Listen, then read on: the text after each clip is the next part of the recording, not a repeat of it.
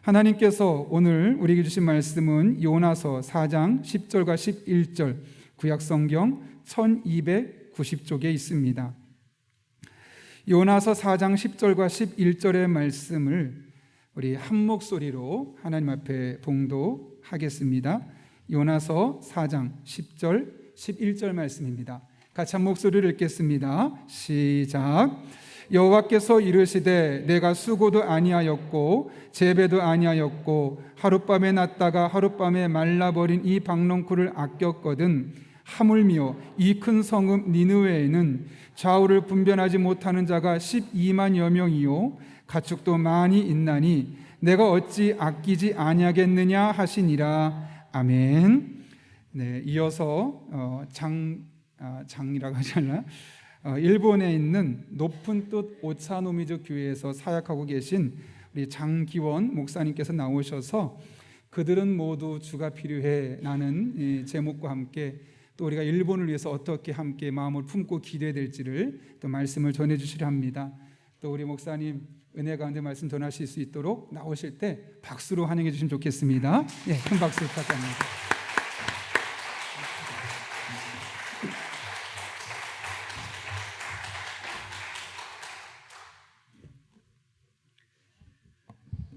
안녕하세요.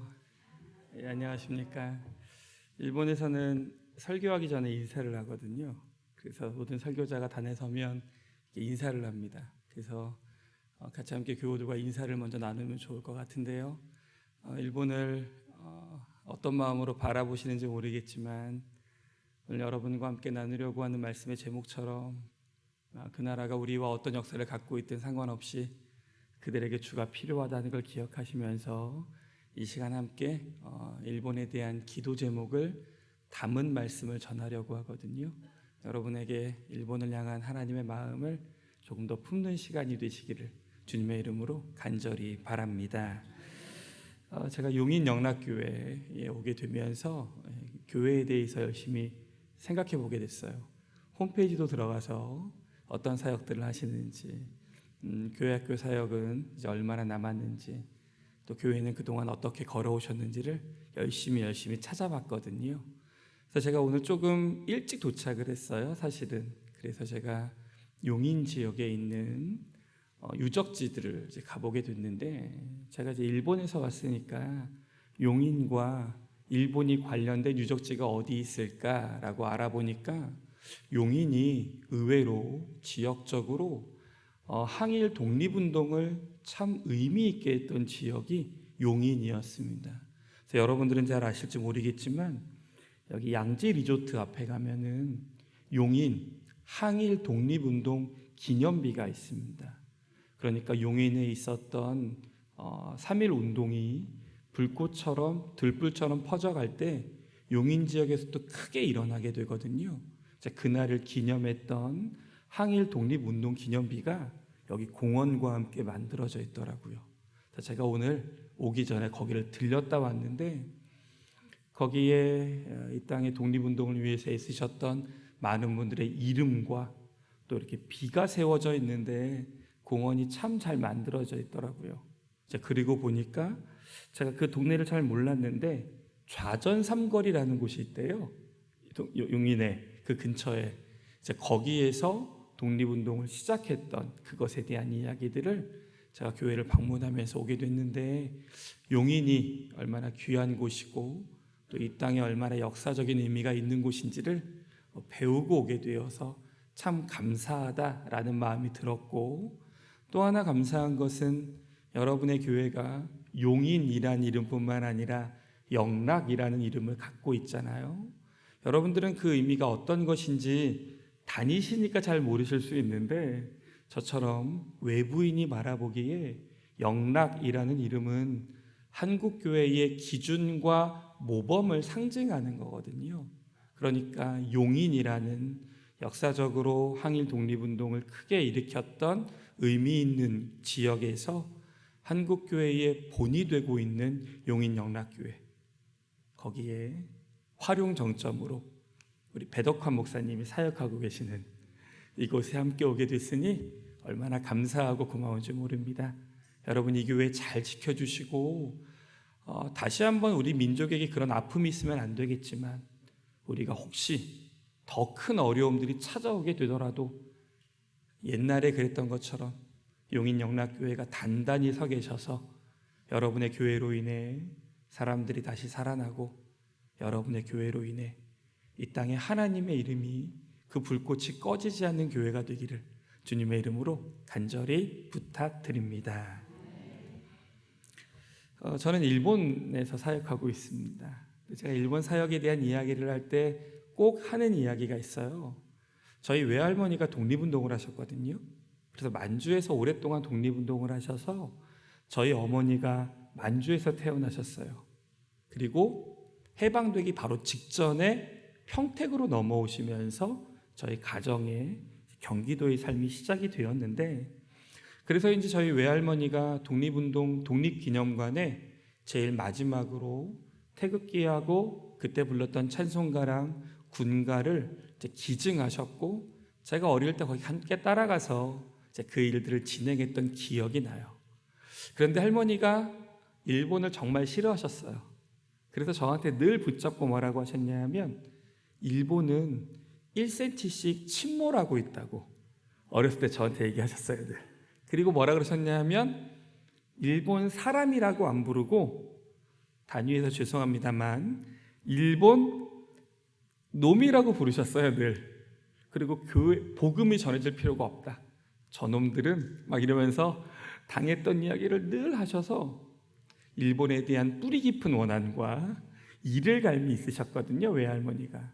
그리고 돌아가셨는데 외손자가 일본에서 사역하고 있은 걸 나중에 천국 가서 우리 외할머니에게 말씀드리면 할머님이 제게 뭐라고 말씀하실까, 이걸 늘 생각해 보거든요.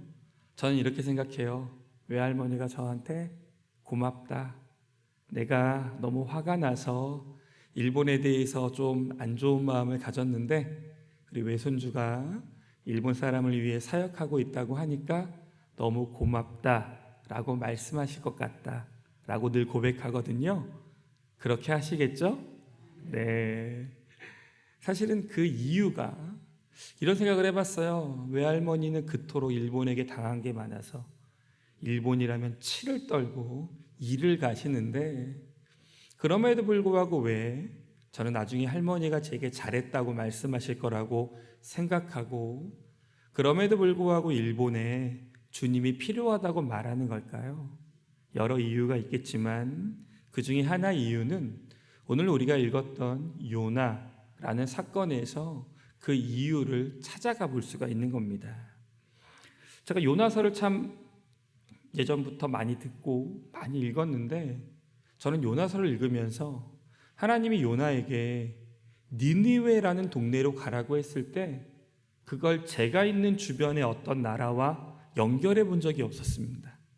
그냥 니느웨라는 제가 모르는 어떤 나라로만 생각을 했거든요.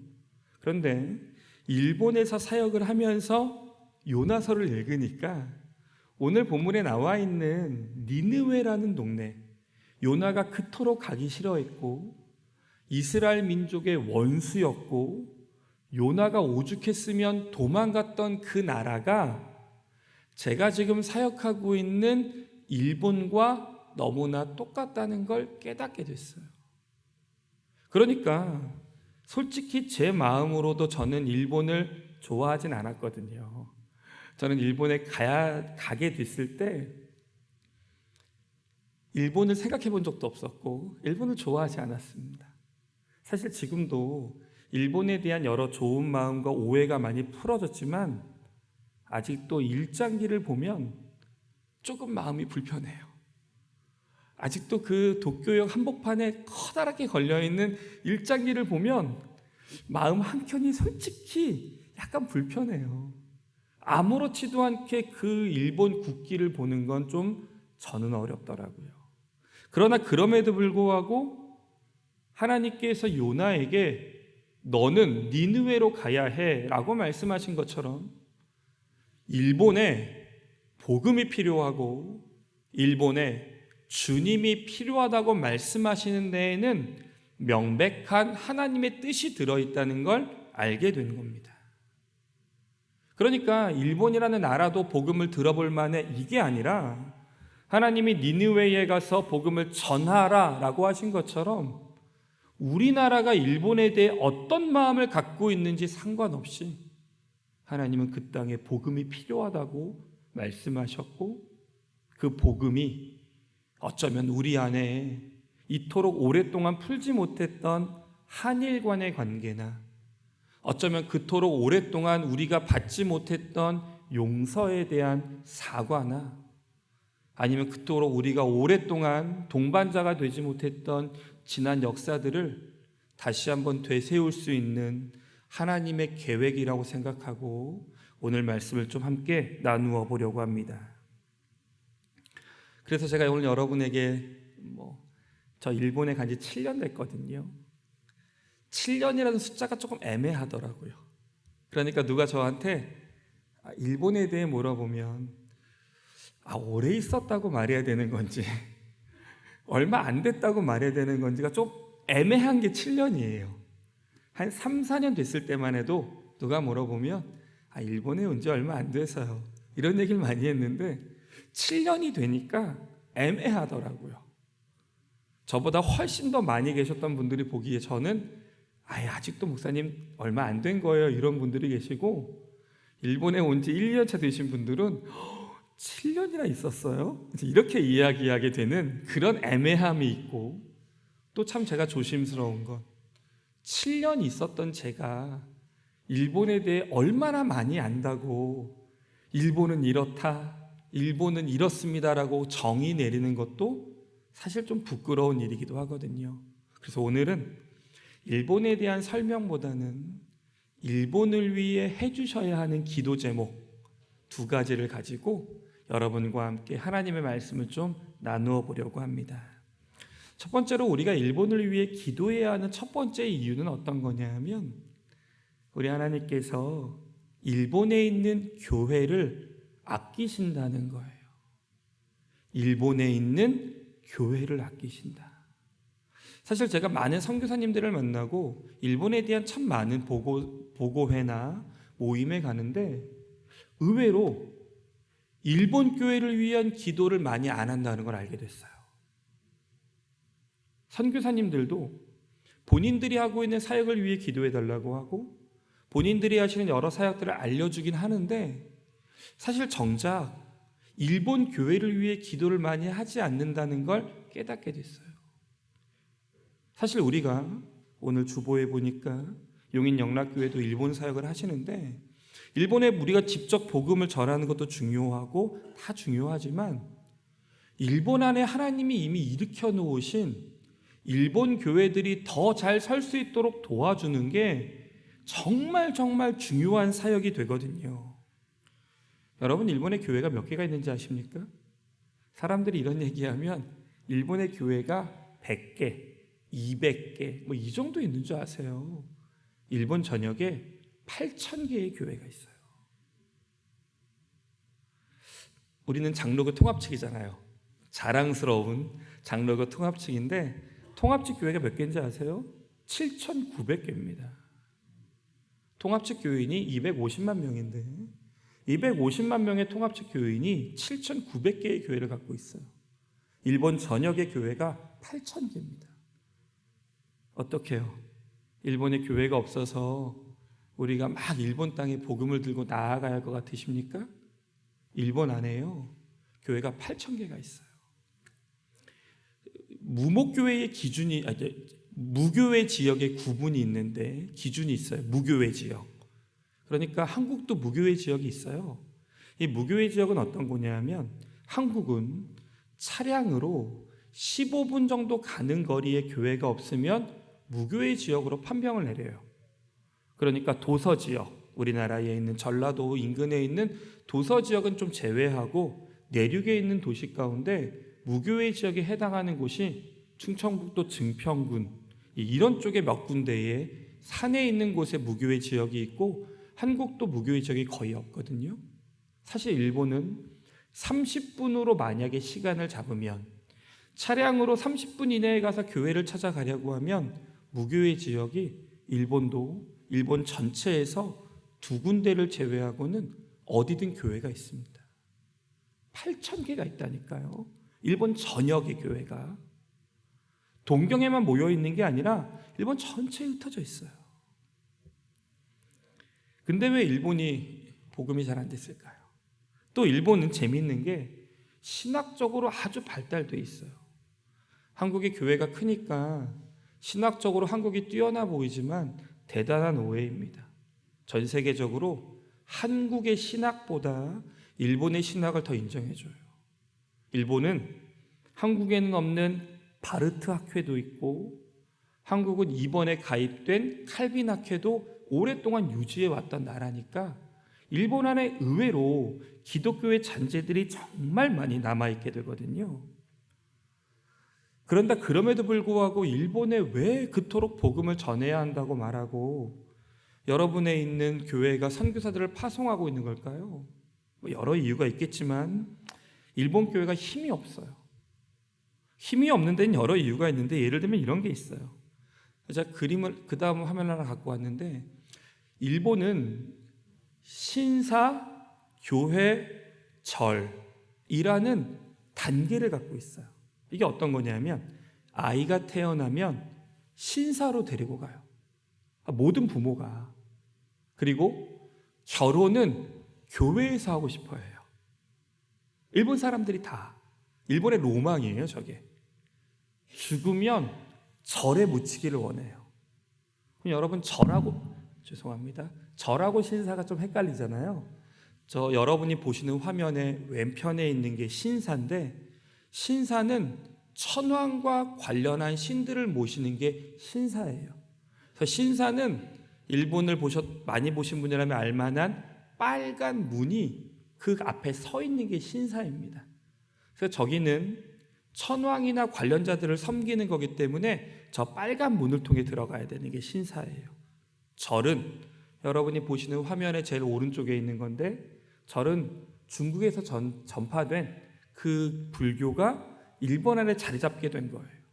근데 저게 일본의 문화를 이루고 있는데, 그러니까 아이가 태어나면 그 아이를 데리고 우리나라가 이스라엘의 사람들이 할례를 받으러 가듯 신사에 가서 아이를 놓고 기도해요.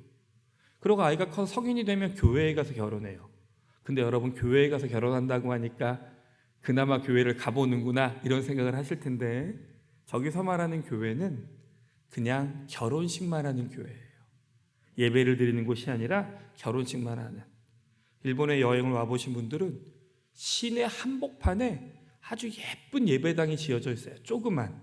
그게 다 결혼식 전용 예배당이고, 거기에 있는 목사는 주례만 하는 그런 목사들이 외국에서 와 있어요.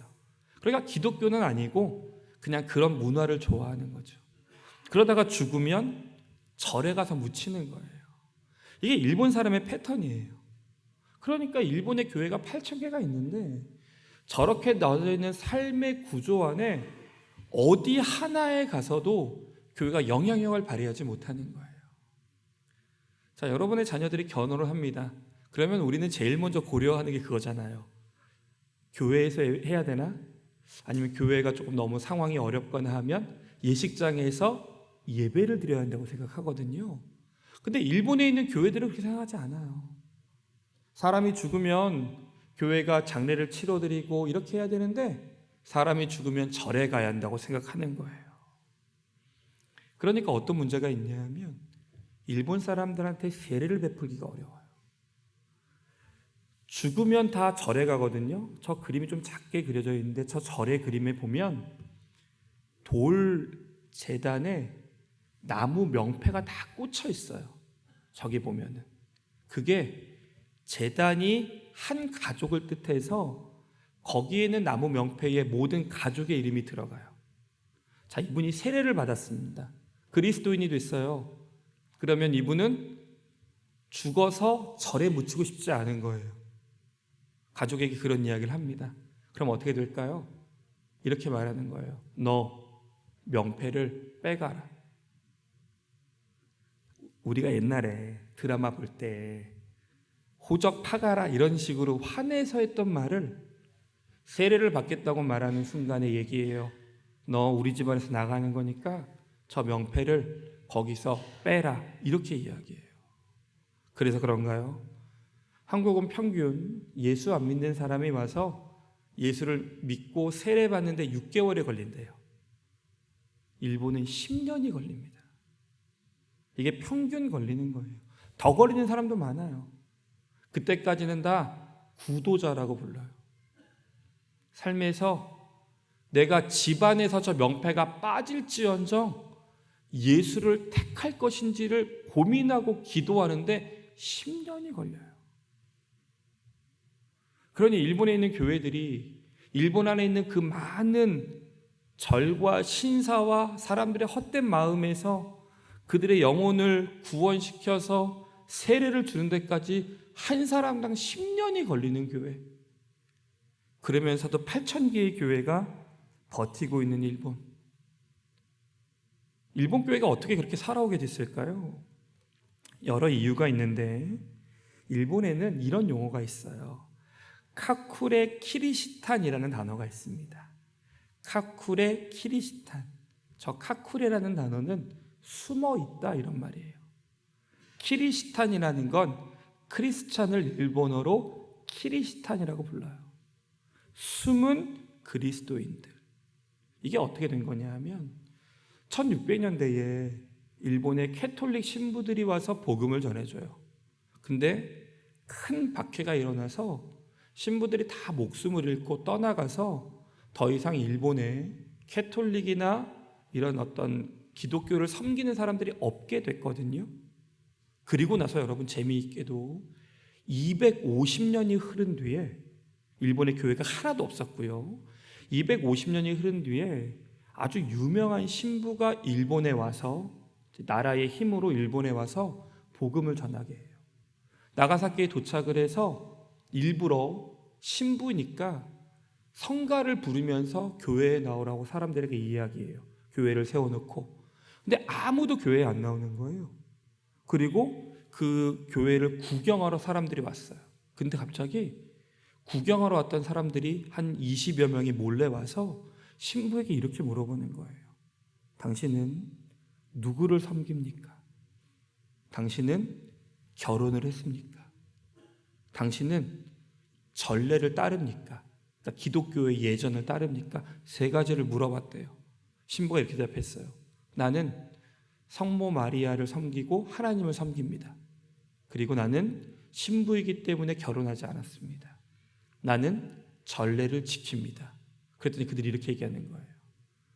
그동안에 많은 사람들이 신부인 척해서 예수 믿는 사람을 잡아가고 박해를 하니까 끝까지 기다렸다가 신부라는 걸 확인하고 이렇게 말해요. 250년 동안 우리의 부모로부터 믿음을 이어서 온 사람들이 우리입니다. 그런 그룹들이 250년 만에 일본 곳곳에서 등장하게 돼요. 이 신부가 이걸 경험하고 너무 놀라워서 본국에 이 사실을 보고하면서 세계적으로 알려지게 된 거예요. 카쿠레 키리스탄. 이게 일본 사람들과 일본 교회가 갖고 있는 성품이거든요. 그러니까 복음을 들어서 세례받을 때까지 10년 걸리고, 세례받으면 집에 명패가 나가고, 세례받으면 집에서 쫓겨나고, 더 이상 그 집안의 사람이 되지 못할지언정 만약 예수를 믿기로 다짐하면 비록 교회가 없더라도 250년의 역사가 흘러가도 그 복음을 이어가서 숨은 크리스찬이 되는 사람들이 일본인들의 성품인 거예요. 그러니 여러분, 비록 예수 믿는 데는 한 사람마다 오래 걸려도 일본 교회 너무 아쉽지 않습니까? 일본 교회 너무 귀하지 않아요? 일본 교회 너무 아깝지 않습니까? 그 8,000교회 그냥 두지 말고 하나님이 그 교회들 다 살리시기만 하면 일본이라는 나라의 복음화가, 그들의 변화가 우리 눈에 보이는 것 같지 않습니까? 근데 일본 교회가 어려워요. 제가 10년 전에 일본에 대해 이야기 들을 때 그 다음 화면 주실래요? 이렇게 돼 있었어요. 일본의 목사가 다 60대에서 70대라고 10년 전에. 자, 10년이 지난 최근에 들었습니다. 저 숫자가 어떻게 바뀌었을까요? 화면 주실래요? 이렇게 바뀌었어요. 70대에서 80대의 목사다. 근데 사실 그래요. 지금에 있는 일본 교회의 거의 대부분이 7, 80대의 목사님이에요. 심지어는 그분들이 이렇게 얘기해요. 은퇴하고 싶은데 은퇴를 못해요. 후임자가 없어서요. 은퇴해버리고 나면 무목교회가 되니까 은퇴를 못해요. 이 이야기를 제가 10년 전에 들었는데 지금 10년 됐다고요. 자, 제가 또 10년 뒤에 들으면 어떻게 될까요? 그 다음에 한번 주실래요? 이렇게 돼요. 이게 일본 교회의 현실이거든요. 동경 안에 일본 신학교가 7개가 있어요.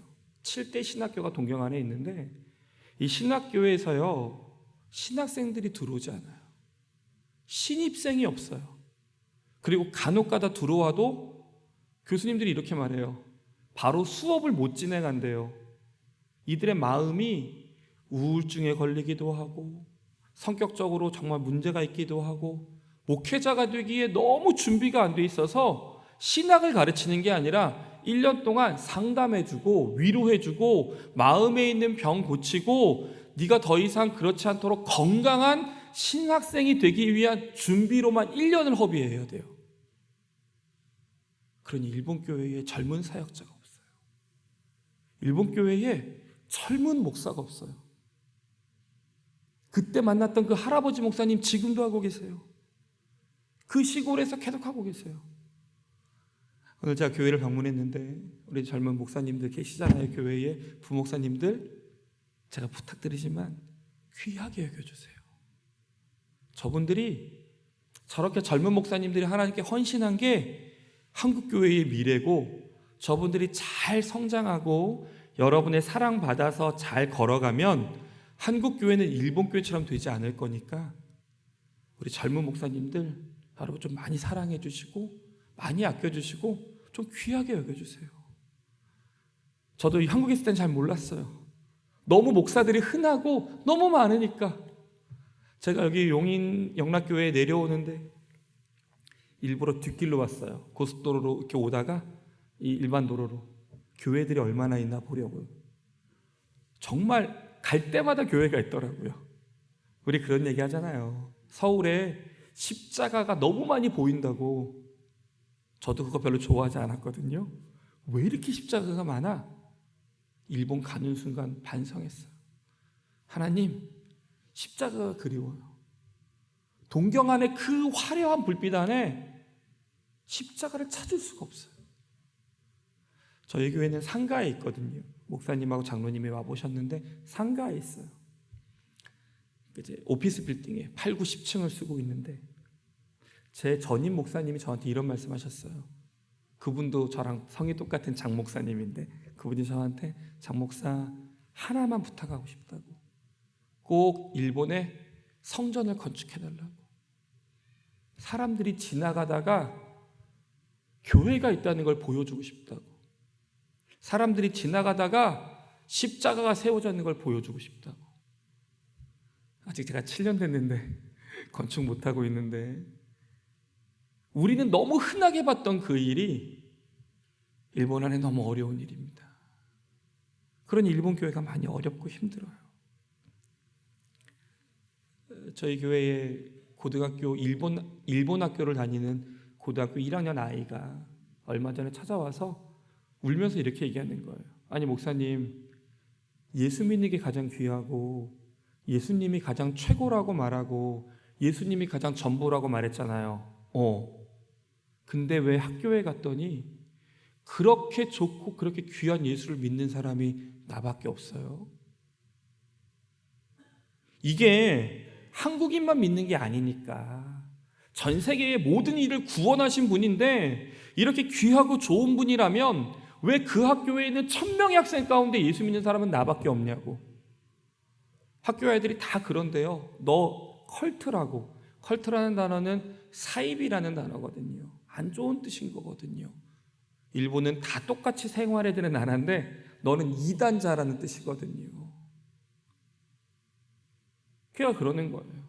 진짜 이게 좋은 게 맞냐고, 진짜 이게 구원자가 맞냐고, 진짜 복음을 들으면 세상에서 가장 귀하고 기쁜 소식이 맞냐고, 그렇다면 왜 우리 학교에서 나밖에 안 믿냐고, 도대체 그러면 진짜 예수 믿으면 좋은 거냐고.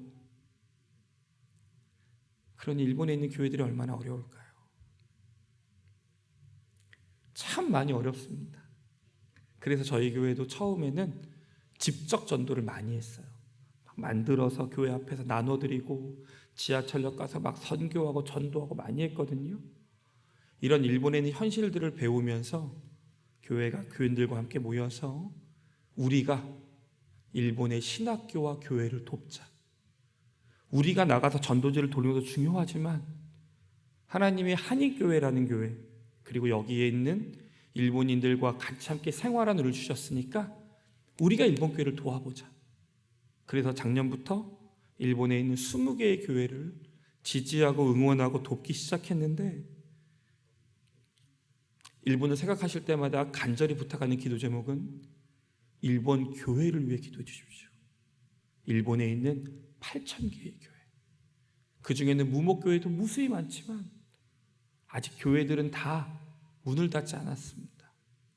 일본에 있는 8,000개의 교회, 이름도 알지 못하는, 누가 있는지도 모르는, 어느 지역에 있는지도 모르지만 여러분, 일본에 있는 8,000개의 교회를 위해 그들이 잘 설 수 있도록 기도해 주시기를 주님의 이름으로 간절히 부탁드립니다. 두 번째는요, 하나님이 아끼시는 건 일본 교회를 아끼시고, 두 번째는 일본인들을 아끼세요. 일본인들. 솔직히 저는 일본에 갈 때까지만 해도 일본인에 대한 감정이 외할머니로 인해 좋지 않았기 때문에, 또 한일전 할 때마다 열심히 한국을 응원했기 때문에 일본에 대한 감정이 썩 좋지 않았어요. 일본인들. 그런데 가서 하나님이 주셨던 말씀은 딱 그거 하나였어요. 요나의 이야기처럼 내가 그들을 아낀다고. 오늘 우리가 읽었던 본문에 반복해서 말씀하시거든요. 너는 그 나무를 아꼈지만 나는 니느웨 사람들을 아낀다. 그 말씀이 제게 찾아오더라고요. 하나님이 일본인들을 아끼신대요.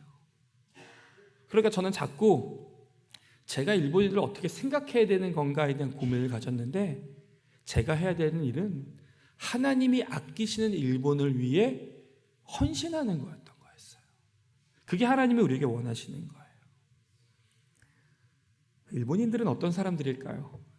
고작 7년 된 제가 말하기는 좀 교만하지만 그래도 그냥 여러 언론과 미디어에 대한 이야기를 인용해서 말씀드리면, 일본 사람들은 심성이 참 착해요. 일본 사람들. 그게 일본 사람들의 특기거든요. 뉴욕타임즈에서 전 세계에 있는 사람들의 국가별로 이렇게 표현을 했던 본 거 보면 일본에 대한 표현은 그거였어요. 일본인들은 심성이 착하다. 이게 서양인들이 바라보는 눈이었대요. 사실 저는 저 표현 좀 마음에 안 들어요. 아직도. 글쎄, 당한 게 있는데 이런 마음이 있지만, 가보니까 일본인들의 심성은 실제로 착한 사람이 더 많아요. 근데 좀 의아함이 있었어요. 그렇게 착한데 왜 우리나라에 와서 그토록 잔인한 일을 했을까? 왜 우리나라에서 이토록 씻기지 않는 상처를 주었을까? 거기에는 여러 분석들이 있는데 그 중에 하나는 이런 분석이 있어요. 일본은 자기 나라를 본토라고 부르거든요. 섬나라인데 땅이 크다고 본토라고 불러요. 본토에 있는 사람들과 한국이 식민지가 되고 나서 여기를 착취하기 위해 온 사람들이 좀 다르다는 견해도 있어요.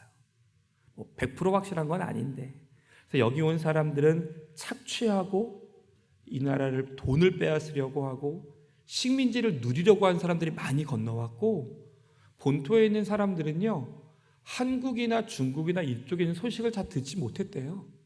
그냥 일본의 영토가 넓어지고 그 나라와 병합됐다고만 알고 있었다는 사람들이 많았다는 거예요. 실제로 우리나라가 해방이 되고 나서 한국에 있던 일본인 가운데 4분의 3이 일본으로 돌아갔습니다. 4분의 1은 돌아가지 못하고 한국에 남았어요. 그분들이 아주 한국에서 어려운 삶을 살다가 대부분 생을 마감했는데, 4분의 3이 돌아왔을 때 어떻게 됐을까요? 일본에 있는 본토 사람들이 그들을 아주 경멸했어요. 그들을 아주 무시하고 니네 때문에 나라가 이렇게 됐다고 엄청난 차별들이 그 안에 이루어졌었거든요. 그러니까 일본인들은 지금도 대부분의 일본 사람들은 한국에 대해서 그렇게 나쁜 감정을 갖거나 별 관심이 없어요. 그냥 한국 문화를 좋아하는 것뿐이거든요. 그러다 보니까 사과를 하라 그럴 때도 무슨 일이 일어난지 잘 모르는 사람들이 허다해요. 그래서 일본 역사를 바르게 가르쳐야 한다라고 우리가 계속 주장하는 건데, 일본 사람들은 그래서 성품이 되게 순해요. 순하다 보니까 어떤 문제가 있냐면 그 나라 사람들은 위에서 시키는 대로 해요. 일본의 특기거든요. 나라가 정해주면 다 따라가요. 여러분은 한국에서 코로나를 보내셨지만 저는 일본에서 코로나를 버텼는데, 아직 다행히 감사하게도 한 번도 걸리진 않았었는데, 코로나 시간을 버티면서 많은 분들이 코로나에 걸려서 가지도 못하고 신방도 가지 못하고 고민을 많이 하고 있을 때 사실은 이런 두려움이 있었어요. 교인들이 대부분 다. 우리가 코로나에 걸려서 병원 갔을 때 한국인이어서 안 받아주면 어떡하지? 우리가 코로나로 갔을 때 한국인이어서 차별하면 어떡하지? 라는 걱정을 정말 많이 했어요. 솔직히. 그래서 저희 성도님들이 지난 3년간 일본에서 한국으로 귀국한 사람이 아이들까지 해서 120명이 귀국을 했어요. 3년 동안. 아까 목사님과도 그런 얘기를 나눴는데 마음이 계속 무너져 내리더라고요. 교회들이 계속 귀국을 하시니까. 그 이유가 코로나로 인해서 두려운 거예요. 이 나라에서 혹시 어려움을 당하면 어떡하지? 우리 아이가 차별받거나 진료를 못 받으면 어떡하지? 그런 걱정을 본국에 계신 부모님들이 많이 하셔서 들어오라고 하고 본인들도 떨리니까 많이 들어갔어요. 근데 지금까지 3년 동안 코로나로 인해 진료받았던 많은 분들 속에서 외국인이어서 한국인이어서 차별받으신 분들은 아직 없어요. 그래서 일본인들 가운데 보편적인 일본인들의 심성은 한국의 좋은 분들처럼 그분들도 좋은 사람들이 참 많아요. 제가 그림을 하나 갖고 왔는데 이제 일본 사람들의 인사법이에요. 일본 사람들이 인사를 참 잘하니까 저렇게 심성이 착하다는 얘기를 많이 듣는 거죠. 그 다음 화면 하나 주실래요? 일본에 코쇼지라는 절이 있어요. 이 절이 어떤 데냐면 불교니까 절이잖아요. 가마쿠라라는 일본에 있는 도쿄 인근에 있는 관광지에 있는 절인데, 여기 어떤 일이 있었냐면 당시에 이쪽으로 복음이 전달되면서 예수 믿는 사람들이 정말 많이 일어났어요. 그러니까 박해를 일본인들이 하면서 어떻게 박해했냐면 호패를 나눠준 거예요. 이 호패는 절에서만 받을 수 있어요. 그러니까 예수 믿는 사람들은 절에 안 가니까 호패를 못 받는 거예요. 호패 없는 사람은 그 자리에서 다 죽이는 그런 끔찍했던 박해가 있었던 시기가 있었는데, 문제는 예수 믿는 사람들이 호패를 받으러 절에 갈 수 없는 거였어요. 자기네들끼리 어떻게 해야 막 떨고 있는데 코쇼지라는 절의 주지 스님이 그 모임에 와요. 그리고 이렇게 이야기하는 거예요. 우리 절에서 당신들에게 호패를 나누어 주겠다. 그리고 당신들이 우리 절에 와서 예배를 드려도 된다. 그래서 코쇼지와 관련된 5개의 절이 절의 입구에 십자가를 걸어줘요. 화면이 잘 안 보이는데 여러분이 보시기에 왼쪽에 있는 지붕에 보면 아주 작은 청동으로 된 원형의 그림, 철제물이 있는데 그 안에가 십자가 모양이 새겨져 있는 거예요. 저거를 5개의 절의 문에 걸어놔요. 당신이 가다가 절에 저 십자가 걸려 있으면 거기에 들어와서 예배를 드려도 됩니다. 저 코쇼지라는 절은 그래서 지금도 그때 당시에 있었던 십자가를 그대로 걸어놓은 거예요. 그리고 저 그림의 오른편에 가면 설명서거든요. 절의 입구에 과거에 이런 일이 있었을 때 절의 문호를 개방해서 그리스도인들을 받아들여 예배를 드렸던 곳이라고 설명서에 해놓은 절이 코쇼지라는 절이에요. 역사적으로 많은 사람들이 이제 시간이 지난 다음에 연구를 하면서 왜 저들이 받아들였을까라고 말했을 때 그 연구 결과에 우리 이거였어요. 종교 통합이거나 뭐 이런 게 아니라 당시의 사람들의 심성인 거예요. 정부에 있는 사람들은 탄압하고 군인들과 이런 사람들을 억압하고 죽이지만 일본에는 여전히 성품이 곱고 좋은 사람들, 서로 아껴주는 사람들이 여전히 많은 거예요. 요나가 니느웨 사람들을 다 지칭해서 뭐라고 말하냐면 적국이라고. 그 말은 이런 뜻이에요. 전쟁 나면 다 죽여도 되는 사람들. 여러분, 그런 나라가 어디 있습니까? 비록 전쟁을 일으킨 범죄자들이나 군인들이나 착취하는 사람들이나 그렇게 나쁜 사람들이야 존재하지만 그 나라에도 여전히 하나님이 불쌍히 여기시고 아끼시는 사람들이 그 나라에 참 많이 있어요. 특별히 일본인이라는 좋은 성품을 갖고 있는 사람들이 변화되고 복음을 받아들이면 저희는 이렇게 이야기하거든요. 동북아의 평화가 달라졌을 거라고. 만약 일본이 복음화가 됐다면 동북아의 역사가 바뀌었을 것이라고 말할 만큼 일본은 종교성도 풍부하고 하나님을 믿으면 잘 변하지 않고 그 하나님을 끝까지 붙들 사람들이 일본 사람들이라고 고백하게 되는 거예요.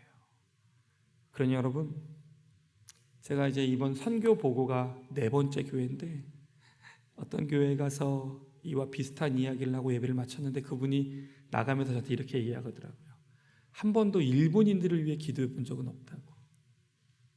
생각해 보니까 저도 일본인들을 위해 기도해 본 적은 없는 것 같아요.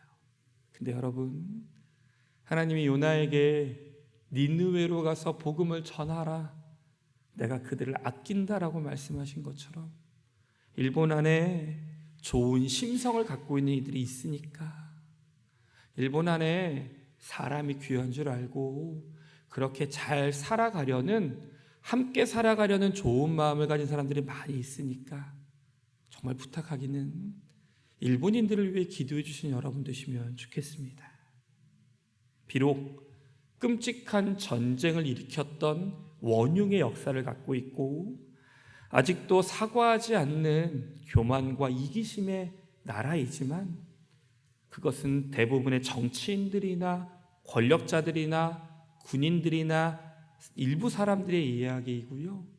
일본에 있는 많은 이들은 복음이 필요한 사람들이고 복음으로 변화되어야 하는 사람들이고 복음만이 그들을 바꿀 수 있다는 걸 기억하시고 일본인들을 위해 기도해 주시면 좋겠습니다.